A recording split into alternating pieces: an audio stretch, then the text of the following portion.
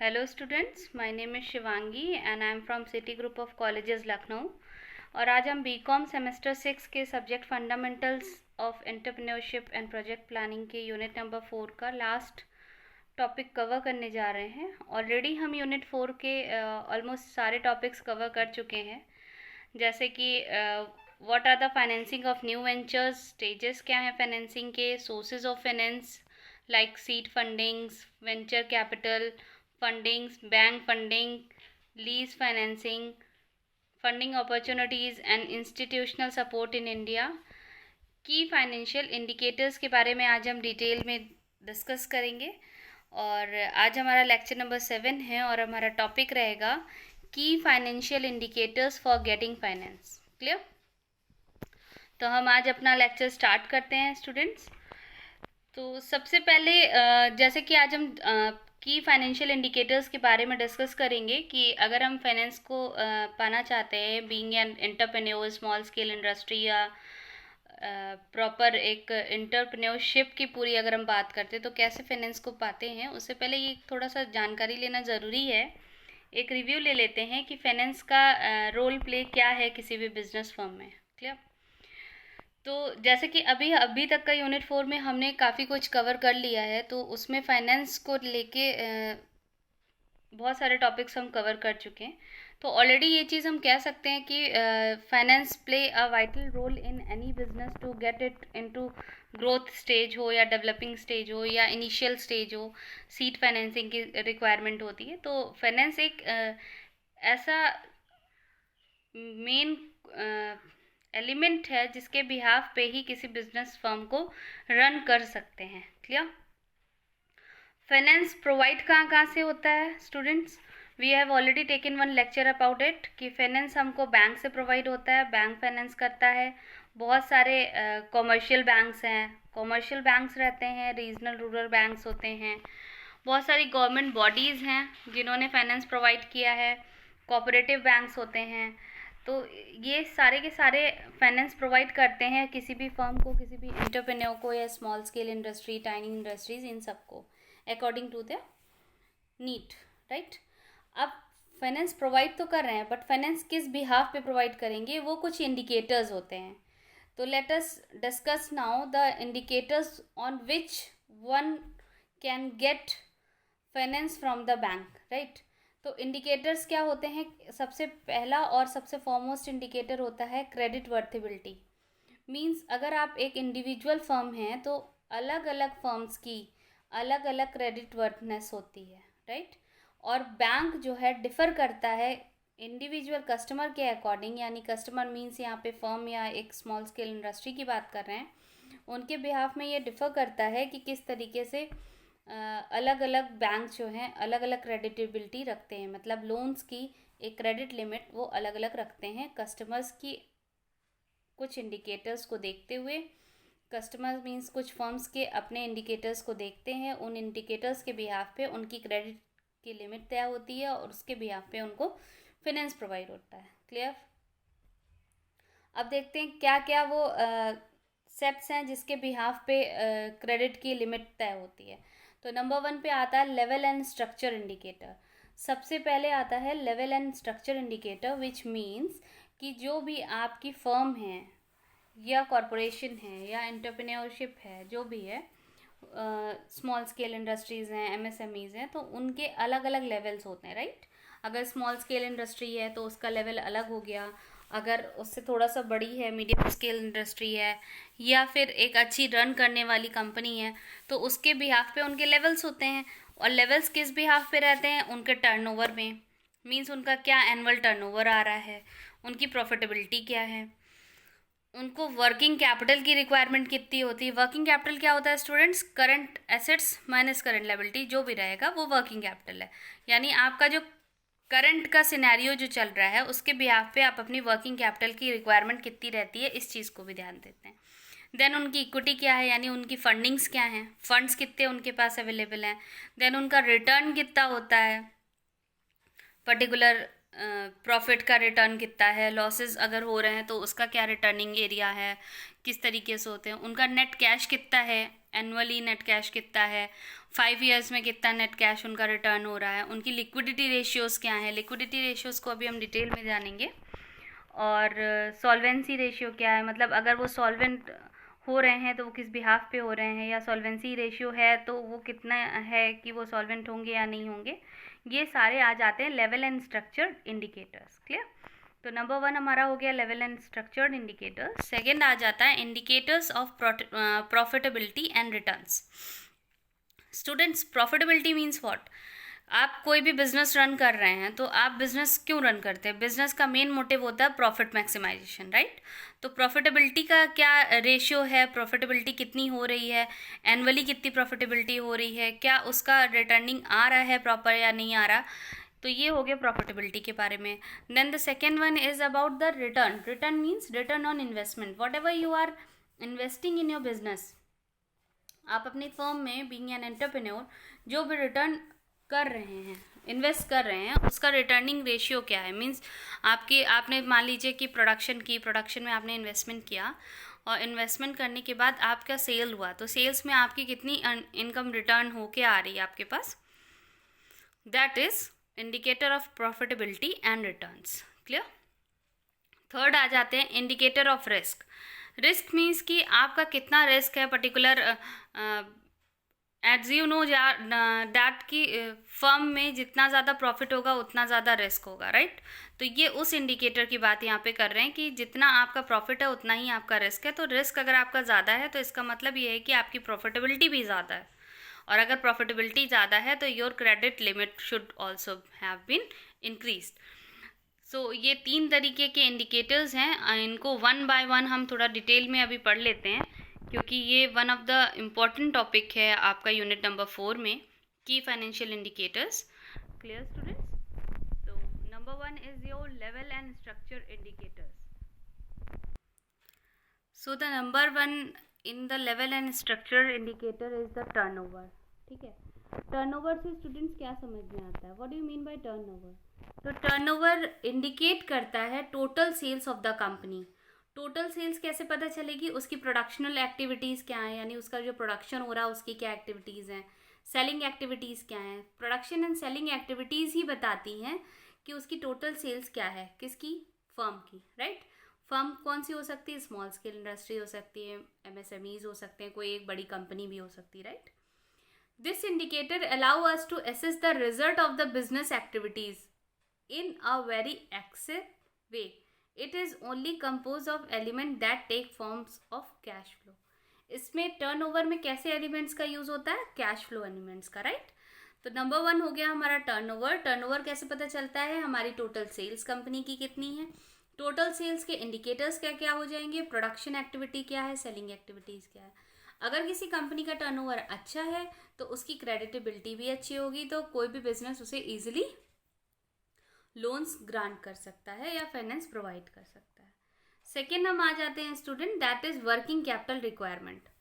ना, working capital requirement, जितना ज़्यादा वर्किंग कैपिटल किसी भी कंपनी को रिक्वायर्ड होगा उस कंपनी का उतना अच्छा वर्क चल रहा होगा, मीन्स उस कंपनी की ग्रोथ अच्छी होगी, right? Working capital requirement can be defined as that capital that the company should own in order to finance stock and time lag between paying suppliers and other operating liabilities, right? यहाँ पे अगर हम बात करें तो working capital का मतलब हो जाता है students current assets minus current liabilities, यानी टोटल आपको जो करंट एसेट्स की रिक्वायरमेंट हो रही है माइनस उसमें से जितनी आप लाइबिलिटीज़ को माइनस कर दे रहे हैं, वो जो भी अमाउंट आ रही that is known as working capital. ये MCQs में कई बार फॉर्मूला पूछ लिया जाएगा स्टूडेंट्स, इसलिए आप इसको एक बार रिमाइंड कर लीजिए। Working capital is equals to current assets minus current liability. Working capitals को निकालने के लिए permanent capital minus fix assets भी करते हैं हम। दस वी कैन से दैट जो भी आपकी वर्किंग कैपिटल रिक्वायरमेंट हो रही है उस कैपिटल के बिहाफ पे फाइनेंस की रिक्वायरमेंट पता चलती है, उस कैपिटल के बिहाफ पे आपकी फाइनेंशियल कंडीशन पता चलती है, उसी के बिहाफ पे आपके फाइनेंस को बैंक जो है फाइनेंस करता है आपका अमाउंट देख के, राइट? तो वर्किंग कैपिटल रिक्वायरमेंट में नेट वर्किंग रिक्वायरमेंट कितनी होती है? दैट इज इन्वेंट्रीज, यानी आपका जो भी स्टॉक है, प्लस रिसीवेबल्स, जितना स्टॉक यानी आपको बाहर से रिसीव होना है, minus short term operating liabilities, जितने भी छोटे छोटे ऑपरेटिंग लायबिलिटीज़ हैं छोटे छोटे टाइम पीरियड के लिए, वो माइनस कर देते हैं, तो आपका आ जाता है WCR। क्लियर? अब इसमें बहुत सारे फैक्टर्स होते हैं, जैसे टाइप्स ऑफ एक्टिविटी, आप किस तरीके की एक्टिविटी परफॉर्म कर रहे हैं, ड्यूरेशन क्या है ऑपरेटिंग साइकिल का, प्रोडक्शन कॉस्ट क्या है, ऑपरेटिंग लायबिलिटीज़ कितनी हैं। क्लियर? देन आ जाते हैं हम इक्विटी पे। स्टूडेंट्स, इक्विटी से आप क्या समझ पा रहे हैं? इक्विटी का क्या मतलब हुआ? इक्विटी का मतलब हो गया जो भी आपके पास फंड्स ऑलरेडी हैं, यानी आपके पास जो भी अवेलेबल कंटेंट ऑलरेडी आपके पास, स्टॉक्स वैल्यू हो, एक्सपेंडिचर्स जो भी आपके पास करने के लिए पैसा पहले से है, या फिर अनसर्टेन एसेट्स अगर हैं, तो वो सारे के सारे आपकी इक्विटी में आ जाते हैं। इक्विटी के बेसिस पे भी फंडिंग कंपनी को प्रोवाइड होती हैं। क्लियर? देन आ जाते हैं आपका प्रॉफिट और loss of the year. Profit and loss of the year express the performance of the activity of the company. कैसे परफॉर्मेंस बताता है? अगर आपका प्रॉफिट हर साल बढ़ रहा है तो इसका मतलब है कि आपकी कंपनी ग्रोथ पे है। अगर प्रॉफिट घट रहा है तो यानी कंपनी कहीं ना कहीं डिक्लाइनिंग पोजीशन पे है। तो इस बिहाफ पे भी आपकी फंडिंग रिक्वायरमेंट पता चलती है किसी भी बैंक को, और क्रेडिट लिमिट तय की जाती है। देन आ जाते हैं हम नेट कैश पे। Net cash means what? Net cash is an indicator for the short term finance balance. Net cash यानी पर्टिकुलर एक छोटे टाइम पीरियड के लिए कितना कैश आपके पास ऑलरेडी अवेलेबल होता है, उसको हम बोलते हैं net cash. Clear? Net cash के फॉर्मूला कई बार MCQs में स्टूडेंट्स पूछ लिए जाते हैं, जैसे कि देखते हैं क्या क्या होता है। सबसे पहला आता है net cash is equals to cash minus current financial liabilities. अगर हम कैश में से अपनी करंट फाइनेंशियल लायबिलिटीज़ को माइनस कर देते हैं तो भी नेट कैश की वैल्यू आती है। सेकेंड, कैश एसेट्स, ऐसे एसेट्स जो कैश में कन्वर्टेबल हो जाते हैं, माइनस कैश लायबिलिटीज़, इससे भी हमारे नेट कैश की वैल्यू पता चलती है। थर्ड आ जाता है formula net cash is equals to working capital minus working capital requirement, यानी टोटल आपकी वर्किंग कैपिटल कितनी है और कितनी रिक्वायर्ड है, अगर उसको उसमें माइनस कर दिया जाए तो भी हमें नेट कैश की वैल्यू पता चल जाती है। 10 ये तीनों फॉर्मूला आपके MCQs के पॉइंट ऑफ व्यू से इम्पॉर्टेंट है। कोई भी तीनों दे दिए जा सकते हैं और बोला जा सकता है ABCD, D में आ जाएगा ऑल ऑफ द अबव, तो आप ऑल ऑफ द अबव ही टिक करेंगे MCQs में। Clear class?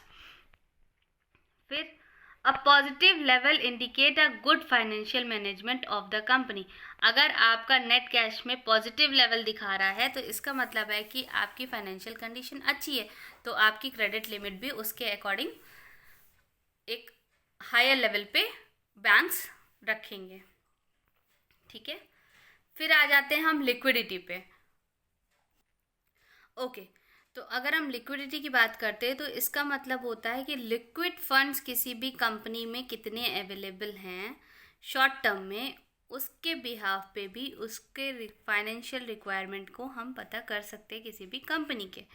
कैसे पता होता है? करंट रेशियो से पता चलता है। मैम, आपने ऑलरेडी रेशियो एनालिसिस में 12th में या BCom फर्स्ट ईयर में ऑलरेडी इस चीज़ को कवर किया होगा। तो करंट रेशियो क्या होता है? Current assets upon current liabilities. Clear? तो करंट रेशियो ही हमारा ये एक्सप्रेस कर सकता है कि capacity of the current asset to cover the current liability of a company क्या है। राइट? यानी करंट एसेट्स अगर हमारी कंपनी के ज़्यादा होंगे और लायबिलिटीज़ हमारी कम होंगी तो हमारी कंपनी की फाइनेंशियल कंडीशन अच्छी होगी, रिटर्निंग पॉलिसीज़ अच्छी होंगी। इन प्रैक्टिकल अगर हम बात करते हैं तो 1.9 के से लेके और 2 तक का अगर आपका करंट रेशियो रहता है तो that is good for your company. Clear? Quick ratio also categorise करता है कि आपकी अगर आपके जो भी एवरेज लिक्विडिटी एसेट्स हैं कि उनकी करंट लायबिलिटीज़ को मीट करने के लिए, तो क्विक रेशियो भी एक तरीके से एक ऐसा रेशियो है जो कि बताता है कि आपकी लिक्विडिटी किसी भी फर्म में क्या है। राइट? तो क्विक रेशियो का भी फॉर्मूला आपको याद होना चाहिए, MCQs में पूछा जा सकता है। Quick assets upon current liabilities. Current ratio का फॉर्मूला है current assets upon current liabilities. ये फॉर्मूलाज आपको याद होने चाहिए। अगेन इसकी जो लिमिट रहेगी वो भी कई बार क्वेश्चंस में पूछ लिया जाता है कि क्विक रेशियो कितना होना चाहिए। तो 0.9 से लेके और 1 के बीच में अगर क्विक रेशियो होता है तो वो अच्छा होता है किसी भी कंपनी के लिए। उसके बाद बात करते हैं absolute liquidity ratio. Absolute liquidity ratio भी कुछ और रिफ्लेक्ट नहीं करता है, यही रिफ्लेक्ट करता है कि आपकी कंपनी की मतलब रीपे करने की डेप्स जो भी हैं वो अमाउंट कितनी रहती है। तो एब्सोल्यूट लिक्विड रेशियो का जो फॉर्मूला है that will be cash plus marketable securities upon current liabilities. Clear? तो ये कुछ फॉर्मूलाज हैं जो आपके एमसीक्यूज में पूछे जा सकते हैं लिक्विडिटी से रिलेटेड, नेट कैश से रिलेटेड। आगे और भी हम फॉर्मूलाज को देखेंगे।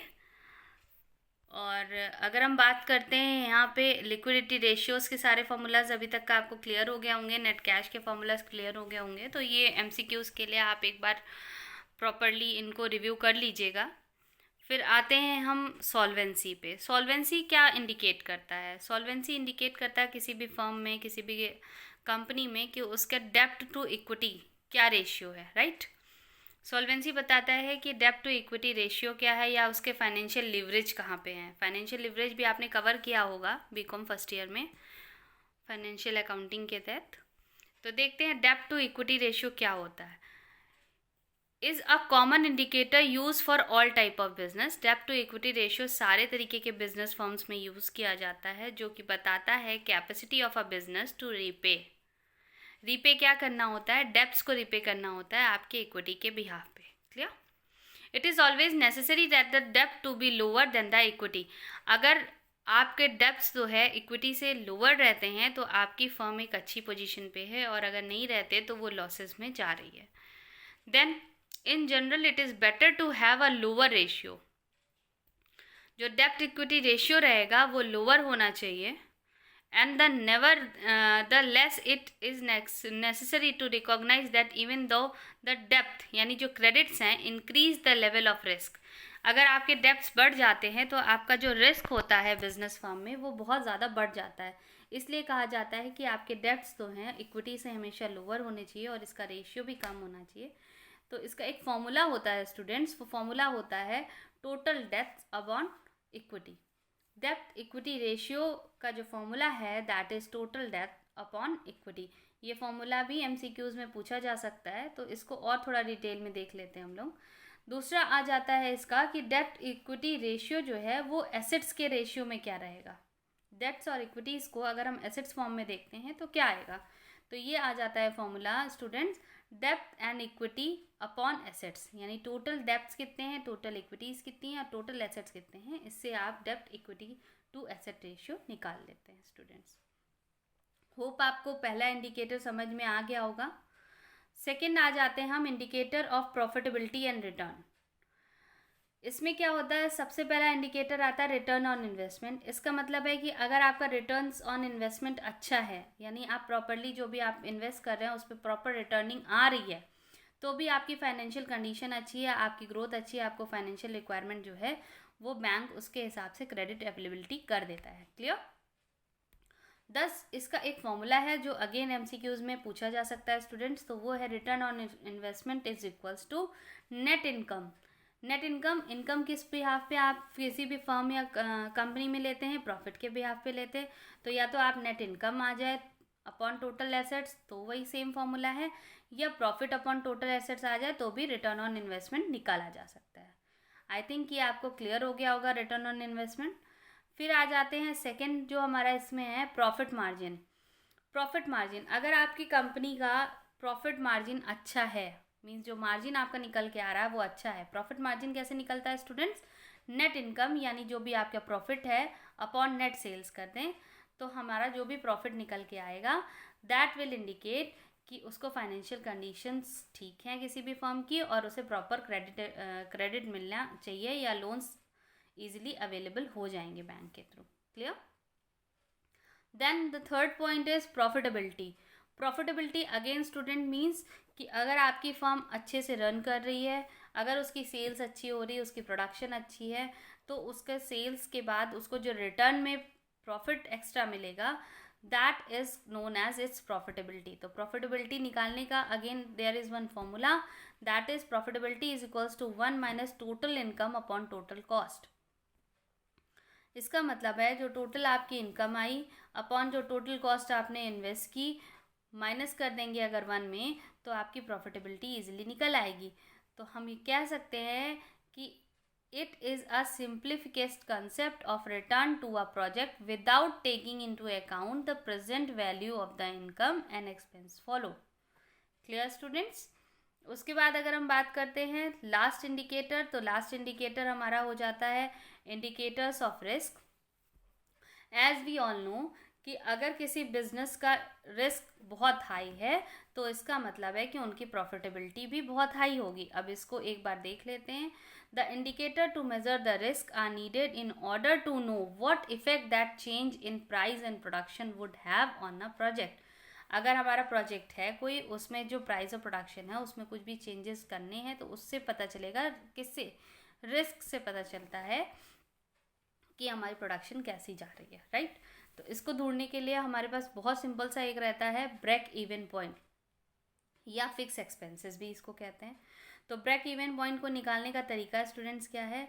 ब्रेक इवन पॉइंट या fix expenses upon sales, then upon में sales minus unit minus variable expenses. Clear?